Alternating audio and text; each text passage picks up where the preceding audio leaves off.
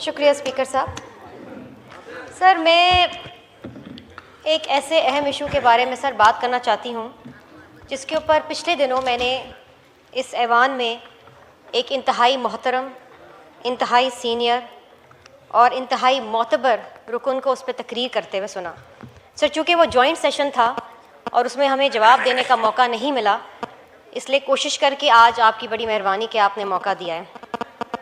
Sir, मैं बात करना चाहती हूँ इस मुल्क की कम उम्र बच्चियों का जिनकी कम उम्री में शादी कर दी जाती है और जिसके ऊपर इस ऐवान ने बड़ी जद्दोजहद करके, बड़ी डिलिब्रेशंस करके और बहुत ही तकलीफ़देह प्रोसेसेस से गुज़र के कानून साजी की। सर, इस मुल्क की जो बच्चियां हैं ना, वो कभी गुर्बत के शिकार की वजह से कम उम्र में उनकी शादियां कर दी जाती हैं, कभी वालिदैन बोझ समझते हैं, पाल नहीं सकते तो उनकी शादियां कर दी जाती हैं, कभी उनको पैसों के एवज़ बेच के किसी बड़ी उम्र के मर्द से शादी कर दी जाती है। सर, इस ऐवान ने 12 साल बाद, क्योंकि सबसे पहले ये कानून साजी हुई थी सिंध में, और सिंध के अंदर यहाँ पर मेरे बहुत से ऐसे कॉलीग्स बैठे हैं जिन्होंने मेरे साथ वहाँ पर कानून साजी की और वो कानून यूनानिमसली पास हुआ। मेरी ये ख़वातीन बैठी हुई हैं, मेरे मर्द हजरात बैठे हुए हैं, और हम सर हमारा एक बड़ा माइलस्टोन था, ये बड़ी जीत थी हमारे लिए।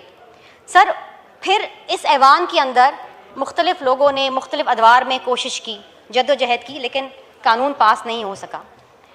सर, 2025 में ICT child marriage restraint act पास हुआ और फिर वो सेनेट से पास हुआ।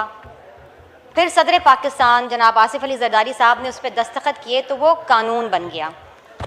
And I am so proud of the president, because जब प्रेसिडेंट साहब के सिग्नेचर का वक्त आया तो एक कॉल दी गई कि मुल्क घेर एहतजाज होगा अगर सदर मुमलिकत ने उस कानून पे दस्तखत किए। But president Asif Ali Zardari chose to be on the right side of history, chose to be with the daughters of this nation and he signed the bill. Sir, आज वो कानून बना हुआ है। सर, मेरा एक बड़ा अहम सवाल है, अगर आप 11, 12, 13 साल की बच्चे, सर नहीं पॉइंट ऑफ ऑर्डर पे इतना नहीं, और मेम्बरान ने भी बोलना है। सर, ये बहुत अहम इशू है, इसके ऊपर बड़ी डिस्कशन हुई है और जॉइंट सेशन में हुई है, आधा घंटा हुई है। सर, मुझे जवाब देना है, क्योंकि ना सिर्फ मैं उस कानून की बानी हूँ, मेरे साथ ये पूरा ऐवान उसका कस्टोडियन है। और अगर इस ऐवान के अंदर एक रुकन कौमी असेंबली जो खुद कानून साज है खड़े होके उस कानून को चैलेंज करते हैं तो सर उसकी सज़ा क्या है?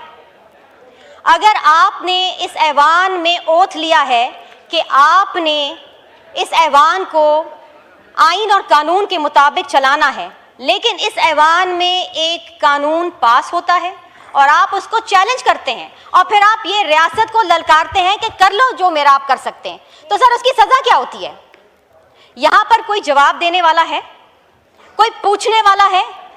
या ये कहकर, ये सुनकर कि जी ये शरई मामला है, ये इस्लामी नहीं, ये शरई मामला नहीं है, ये इस्लामी मामला नहीं है। शुक्रिया, शुक्रिया, शुक्रिया। मुबारक ज़ेब साहब।